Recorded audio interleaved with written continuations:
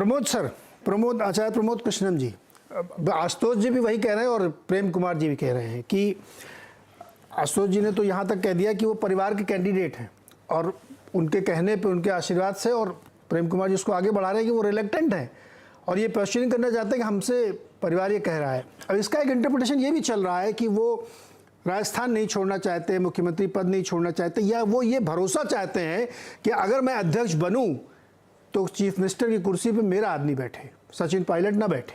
सचिन पायलट के सवाल पे वो 3 बार डॉज कर गए हैं, अलग अलग चैनलों पे वाइट चल रही हैं। तो फिर घूम फिर के बात वहीं पे आ गई। मैं किसी पार्टी विशेष के नाम लेके इस तरह की बात नहीं कर रहा, लेकिन भारत में ये जो लोकतंत्र वाली प्रक्रिया है ना, पार्टी के अंदर ये सब दिखावे के लिए होती है सर। प्रमोद जी,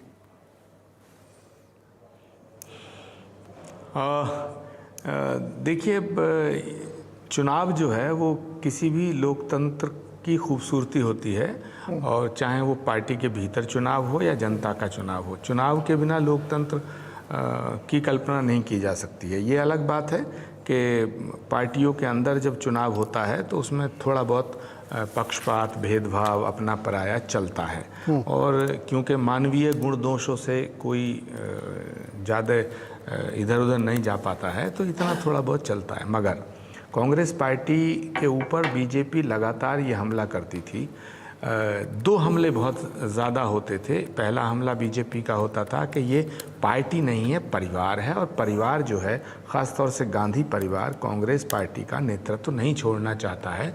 इसलिए गांधी परिवार के जो निकटस्थ लोग हैं या उनके विश्वसनीय लोग हैं, यही कांग्रेस को दिशा निर्देश देते हैं और यही कांग्रेस को गांधी परिवार के इशारे पे चलाते हैं। और कांग्रेस पार्टी का नेतृत्व जो है, उसको किसी भी कीमत पर कांग्रेस पार्टी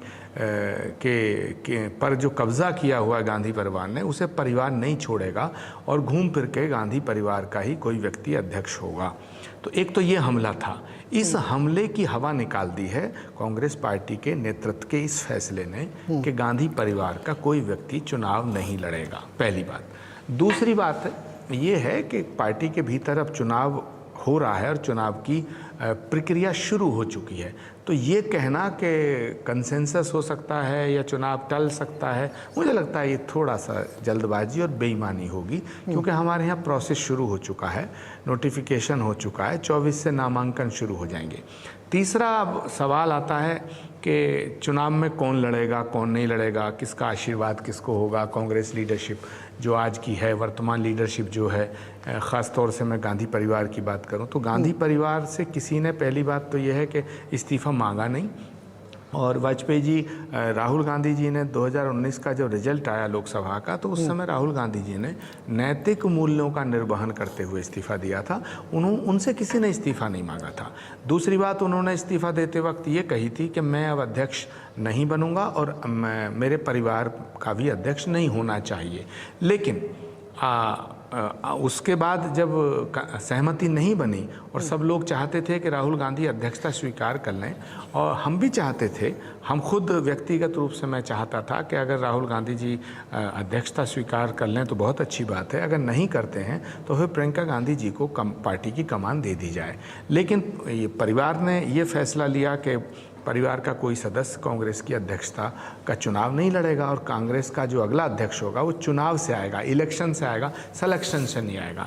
तो ठीक है, एक बात तो ये हो गई। दूसरी बात अब हुई कि साहब, कांग्रेस पार्टी का अगला अध्यक्ष क्या कांग्रेस की लीडरशिप जो है वो कोई अपना कैंडिडेट खड़ा करेगी? क्या किसी कैंडिडेट को गांधी परिवार ओपनली ये कहेगा कि ये हमारा कैंडिडेट है? तो मुझे लगता है इसकी संभावनाएं ना के बराबर में हैं। कांग्रेस पार्टी की अध्यक्ष आदरणीय सोनिया गांधी जी ने अपनी तरफ से ये स्पष्ट करने का प्रयास किया है कि हमारा कैंडिडेट कोई एक व्यक्ति नहीं होगा, सारे कैंडिडेट हमारे हैं, नंबर 1। क्योंकि शशि थरूर जी का जहाँ तक सवाल है, उन्होंने उनसे जाकर के सबसे पहले पूछा कि मैं चुनाव लड़ूं, उनको अनुमति मिली। दूसरी बात आई अशोक गहलोत जी के विषय में जो चर्चाएं चल रही हैं, तो मैं ये साफ कर देना चाहता हूं कि उदयपुर के चिंतन शिविर में ये बात साफ हुई थी और कांग्रेस अध्यक्ष आदरणीय सोनिया गांधी जी का ये प्रस्ताव था और ये सुझाव था कि एक व्यक्ति एक पद का, तो उसी के वजह से कमलनाथ जी को सीएलपी का पद छोड़ना पड़ा और प्रदेश की कांग्रेस कमेटी के वो आज अध्यक्ष बने हुए हैं। तो अगर वो फैसला राज्य इकाई पे लागू होता है मध्य प्रदेश पे, तो देश पे भी होगा। तो ये संभावनाएं ना के बराबर आप समझिए कि अगर अशोक गहलोत जी नॉमिनेशन करते हैं तो उन्हें मुख्यमंत्री का पद छोड़ना पड़ेगा और छोड़ना भी चाहिए, क्योंकि कांग्रेस का जो चुनाव हो रहा है वो कांग्रेस को मजबूत करने के लिए हो रहा है। तो मुझे लगता है कि अशोक गहलोत जी एक कांग्रेस के ऐसे सिपाही हैं जो छोटी मोटी जिद नहीं करेंगे और कांग्रेस पार्टी को मजबूत करने के लिए अपनी जिद करके या एडमेंट होके किसी बात पे, जैसा अभी कोई साथी कह रहे थे, सचिन पायलट जी का नाम ले रहे थे, कि अगर राजस्थान के मुख्यमंत्री अपने पद से त्यागपत्र देते हैं और कांग्रेस की अध्यक्ष के पद के लिए नॉमिनेशन करते हैं तो अगला मुख्यमंत्री के लिए प्रस्तावक भी वही होंगे और ये हमारी पार्टी का अंदरूनी मसला है। आचार्य जी आप जो व्याख्या कर रहे हैं वो ठीक है, लेकिन इसमें अशोक गहलोत जी का बार बार नाम इसलिए लिया जा रहा है क्योंकि उनसे जब अभी मतलब आज तक भी जो पूछा गया तो वो खुल के बात कहने के लिए तैयार नहीं। तो मन में एक प्रश्न उठता है, मैं नहीं कह रहा हूं कि सच्चाई क्या हो, जो सच्चाई तो सिर्फ अशोक गहलोत जी या सोनिया जी जानती होंगी, वो इस बात के लिए शायद तैयार नहीं हो पा रहे हैं या उनको थोड़ा सा संकोच है कि मैं ये छोड़ के वहां जाऊं और फिर वहां मेरा आदमी ना हो। ऐसा है कि आप तो राजनीतिक सलाहकार है प्रियंका जी, आपको ज्यादा जानकारी होगी सर। देखिए वाजपेयी जी, हर व्यक्ति चाहता है कि मेरी इच्छा के अनुसार काम हो, लेकिन जब पार्टी के अंदर हम लोग आते हैं तो पार्टी की भलाई देख करके हमको फैसला लेना होता है। अशोक गहलोत जी जिस समय चीफ मिनिस्टर बने हैं तो उस समय चीफ मिनिस्टर तो सचिन पायलट को बनना था, क्योंकि प्रदेश कांग्रेस के अध्यक्ष तो 2013 से 18 तक सचिन पायलट थे और मध्य प्रदेश में कांग्रेस पार्टी के अध्यक्ष कमलनाथ थे, उनको मुख्यमंत्री बनाया गया। छत्तीसगढ़ में भूपेश बघेल थे, उनको मुख्यमंत्री बनाया गया। लेकिन राजस्थान में सचिन पायलट जी को मुख्यमंत्री नहीं बनाया गया था। जब राजस्थान का विषय आया था तो काफ़ी चर्चाएं हुई, चिंतन मनन हुआ, तो अशोक गहलोत जी का फैसला हुआ कि साहब अशोक गहलोत जी को मुख्यमंत्री की शपथ दिलाई जाएगी। तो यही सचिन पायलट थे जिन्होंने उस प्रस्ताव पर दस्तखत किए और खुशी से उसमें शामिल हुए। तो जब अशोक गहलोत जी को चीफ मिनिस्टर बनाने के लिए सचिन पायलट तैयार हो गए तो सचिन पायलट जी को चीफ मिनिस्टर बनाने में अशोक गहलोत जी को क्या एतराज़ हो सकता है। हाँ, कोशिशें अपनी जगह हैं। हो सकता है उनको ये लगता हो कि भाई मैं राजस्थान को अच्छी तरह चला रहा हूँ, राजस्थान का अगला चुनाव मेरे लीडरशिप में होना चाहिए, लेकिन ये तो पार्टी नेतृत्व फैसला करेगी और करेगा। और मुझे लगता है कि पार्टी के फैसले से ना तो सचिन पायलट बाहर होंगे और ना अशोक गहलोत बाहर होंगे। अगर पार्टी फैसला लेती है कि सचिन पायलट वहाँ मुख्यमंत्री होंगे तो विधायक दल की मीटिंग होगी और सारे विधायक, चाहे वो अशोक गहलोत जी को अपना ज़्यादा नज़दीक मानते हों, चाहे वो सचिन पायलट को मानते हो, चाहे वो सीपी जोशी को मानते हो, वो सारे विधायक एक झंडे के नीचे आकर के सचिन पायलट को मुख्यमंत्री के रूप में स्वीकार करेंगे। दिल्ली आने से ठीक पहले सीएलपी की मीटिंग करना अशोक गहलोत जी का, ये भी तो एक मैसेज है। वो क्यों, उसकी क्या जरूरत थी, लेकिन उन्होंने की। तो तमाम ऐसे पॉलिटिकल मैसेजिंग। वाजपेयी जी आप बार सर मैं देखिए आप मेरे मन में सर जो सवाल होगा मैं आप लोगों से पूछूंगा जी। सुनिए आशुतोष जी, अगर मुझे टीवी नहीं है तो मुझे लगता है आशुतोष जी अगर हैं अभी है आशुतोष जी, तो वो जरूर ये सोच रहे होंगे, हाँ वो जरूर सोच रहे होंगे कि वाजपेयी जी या तो अशोक गहलोत का काम कराना चाहते हैं, आचार्य प्रमोद कृष्णम को निपटाना चाहते हैं। ना अरे बिल्कुल नहीं सर, ऐसा मैं क्यों चाहूंगा मैं ऐसा क्यों चाहूंगा सर। आप दोनों लोग मेरे जी के विषय में देखिए, मैं वाजपेयी जी इसको कंप्लीट कर दूं, कंक्लूड कर दूं जी। अशोक गहलोत जी क्या चाहते हैं और क्या नहीं चाहते हैं ये विषय दूसरा है, लेकिन पार्टी का जो फैसला होगा तो अशोक गहलोत जी एक अनुशासित सिपाही हैं पार्टी के, वो पार्टी का फैसला मानेंगे, ऐसा मेरा यकीन है और ऐसा मेरा विश्वास है। नहीं ठीक है सर, आप दोनों लोग सम्मानित अतिथि हैं तो मैं किसी को ऐसा नहीं चाहता। अब है सर, आपने बड़ा विश्लेषण अभी सुना। अब क्या अशोक गहलोत एक तरीके से मान लिया जाए कि वही बन सकते हैं, ज़्यादा उनकी संभावनाएं हैं, क्योंकि और कोई बड़ा नाम वैसा निकल के आ नहीं रहा है। और अभी प्रमोद जी ने एक बात जो कही वो बहुत मार्के की, उसको मैं अंडरलाइन कर रहा हूँ कि शशि थरूर जी सोनिया जी से अनुमति लेने गए थे कि मैं चुनाव लड़ूं कि न लड़ूं। अब मुझे नहीं जानकारी है इतनी राजनीतिक तौर पर कि चुनाव लड़ने के लिए अध्यक्ष से या कार्यकारी अध्यक्ष से या परिवार से अनुमति क्यों लेनी चाहिए, लेकिन ली उन्होंने, अच्छी बात है, लेनी चाहिए। अब बताइए आपका एनालिसिस क्या कहता है इसमें? देखिए, जहां तक शशि थरूर की अनुमति लेने का सवाल है, उसे दूसरी दृष्टि से भी देखा जा सकता है कि भारत में ये परंपरा है कि जो वरिष्ठ हैं, जो जिनके नेतृत्व में हम लोगों ने काम किया है, तो लोग बड़ा चुनाव लड़ने से पहले उनसे अनुमति लेते हैं, उनका आशीर्वाद लेते हैं, ताकि ये ना लगे कि वो उनकी इच्छाओं के खिलाफ हैं या कोई वो पार्टी के अंदर कोई तख्ता पलट करना चाहते हैं। तो ये तो इसमें तो कोई खास दिक्कत है नहीं, इस पर हम लोगों को ज्यादा रेखांकित नहीं करना चाहिए। दूसरी बात मैं ये कहूंगा कि मैं कांग्रेस का कभी समर्थक नहीं रहा और आज भी कांग्रेस का समर्थक नहीं हूं। मैं अपने आप को स्वतंत्र समीक्षक मानता हूं, लेकिन कांग्रेस को अध्यक्ष मिलने वाला है, इस पर मुझे प्रसन्नता है। मेरा मानना है इससे कांग्रेस मजबूत होगी और कुल मिलाकर विपक्ष मजबूत होगा। और एक ऐसे समय में कांग्रेस को अध्यक्ष मिल रहा है जबकि विपक्ष की राजनीति का एक नजारा बन रहा है, वो नजारा जो कि बिल्कुल गायब था, अनुपस्थित था, केवल मोदी का और भाजपा का ही नजारा हुआ करता था। जब से नीतीश कुमार ने बिहार में राष्ट्रीय जनतांत्रिक गठजोड़ छोड़ा है और वो विपक्ष की एकता टटोलने के लिए निकल पड़े हैं, और ऐसे मौके पे ये पदयात्रा हो रही है, ऐसे ही मौके पे कांग्रेस को अध्यक्ष मिलने वाला है, तो ये सारे संयोग कुछ खास तरीके से मिले हैं जिससे एक खास तरह का नजारा बन रहा है। इस पे मुझे प्रसन्नता है। तीसरी बात मैं ये कहूंगा कि ये मसला पार्टी के भीतर लोकतंत्र का नहीं है। ये मसला अभी प्रमोद कृष्णन जी ने बहुत अच्छी तरीके से याद दिलाया कि जब राहुल गांधी ने 2019 में इस्तीफा दिया था तो उन्होंने कहा था कि ना मैं अध्यक्ष बनूंगा ना मेरे परिवार का कोई अध्यक्ष बनेगा। तो अगर यही बात थी कि परिवार का अध्यक्ष नहीं बनना था तो 2-3 महीने के अंदर चुनाव हो जाना चाहिए था। इसको 3 साल से ज्यादा क्यों लगे? जाहिर है कि ये आंतरिक लोकतंत्र का मसला नहीं है। अगर ये आंतरिक लोकतंत्र का मसला होता तो 3 हद से 6 महीने में चुनाव हो जाता। जाहिर है कि ये पिछले 3-3.25 साल की जो कहानी है, ये कहानी कांग्रेस के आला कमान जो 3 लोगों का आला कमान है, मां, बेटी और बेटे का आला कमान है, इसके बीच के मतभेदों की कहानी है। ये मतभेद अगर नहीं होते तो कांग्रेस को बहुत पहले ही अध्यक्ष मिल जाता, चाहे तो इन 3 लोगों में से किसी एक को अध्यक्ष बना दिया जाता या इन 3 लोगों की मर्जी का कोई और अध्यक्ष बना दिया जाता। ये जो चुनाव का जो की प्रक्रिया चल रही है, ये प्रक्रिया पहले भी की जा सकती थी।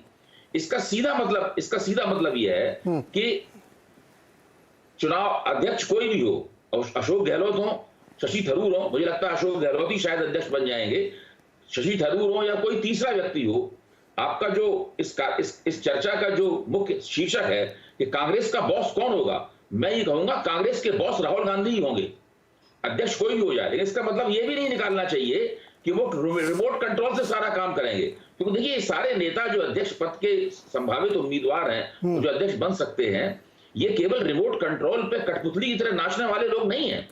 ये लोग बाकायदा अध्यक्ष ही करेंगे, साथ में गांधी परिवार का हाथ इनकी पीठ पे रहेगा।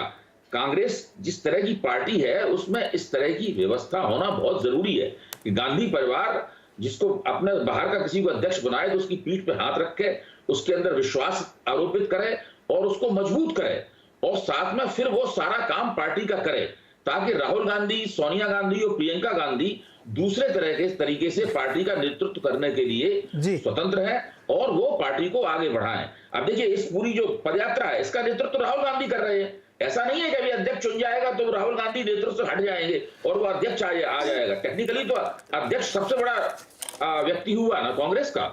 ऐसा तो नहीं है कि इस पदयात्रा में राहुल गांधी पृष्ठभूमि में चले जाएंगे और अध्यक्ष गले में माला डाल के सामने आ जाएगा। तो मुख्य बॉस राहुल गांधी ही हैं, लेकिन इसका मतलब ये भी नहीं है कि वो रिमोट कंट्रोल से अध्यक्ष को चलाएंगे। दुबे जी, आपने सर ना डिबेट का उपसंहार कर दिया जब आपने तय कर दिया कि बॉस यही बनेंगे, तो ये मानना थोड़ा सा असहज होता है या बड़ा मतलब मन में सवाल उठते हैं कि ये कैसे हो सकता है कि अगर बॉस एक व्यक्ति है, कार्यकारी अध्यक्ष एग्जीक्यूटिव है, उसकी मर्जी कितनी चल पाएगी। लेकिन एक सवाल मैं जरा इसको आगे बढ़ाऊंगा। प्रमोद जी, जो अभी दुबे जी ने कहा कि ये पारिवारिक विवाद के चक्कर में 3 साल लटका रहा है, ऐसा है कि आंतरिक लोकतंत्र का मसला नहीं है ये?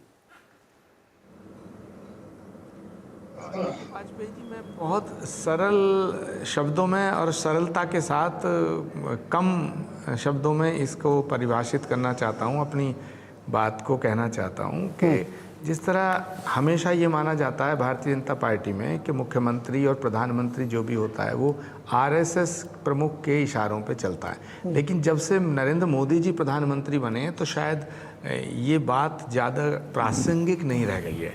तो ये बात ठीक कह रहे हैं वो दुबे जी कि बॉस राहुल गांधी जी ही रहेंगे, लेकिन मुझे नहीं लगता कि राहुल गांधी जी बॉस बने रहना चाहते हैं।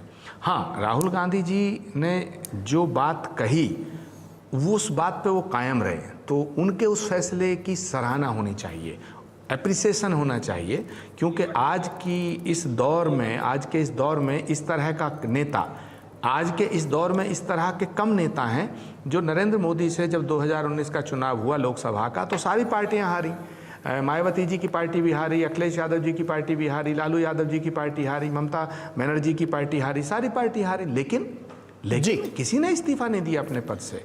राहुल गांधी जी ने नैतिक मूल्यों का निर्माण किया। तो ये कांग्रेस पार्टी के उस समय के वरिष्ठ नेताओं की गलती मानता हूं मैं, और कांग्रेस पार्टी की वर्किंग कमेटी की नॉन वर्किंग परफॉर्मेंस मानता हूं कि राहुल गांधी जी के जिस फैसले का स्वागत होना चाहिए था उसका मजाक बनवा दिया। कैसे कि उन लोगों ने ये मैसेज देने की कोशिश की कि नहीं, राहुल गांधी जी ने ये अभी इस्तीफा नहीं दिया है, राहुल गांधी जी मान रहे हैं, राहुल गांधी रूठ गए हैं, राहुल गांधी मान जाएंगे। और राहुल गांधी जी ने अपने फैसले पर कायम रख के ये सिद्ध कर दिया कि he is man of commitment. तो ऐसा नेता तो चाहिए। और जहां तक अभी 5 सेकेंड और दीजिएगा, जहां तक सवाल है कि शशि थरूर सोनिया जी से जो आशीर्वाद लेने गए, तो मैं आपको बताना चाहता हूं, गांव की पृष्ठभूमि में जो अखाड़े होते हैं, कुश्ती के अखाड़े बनते हैं, तो कोई भी पहलवान लड़े तो सामने वाला जो वरिष्ठ पहलवान वहां बैठा होता सबके चरण छू के मैदान में जाता है। कभी कभी उन पहलवानों के भी चरण छू लेता है जिन पहलवानों के चेलों से उसका मुकाबला हो रहा होता है। तो ये तो चुनाव है।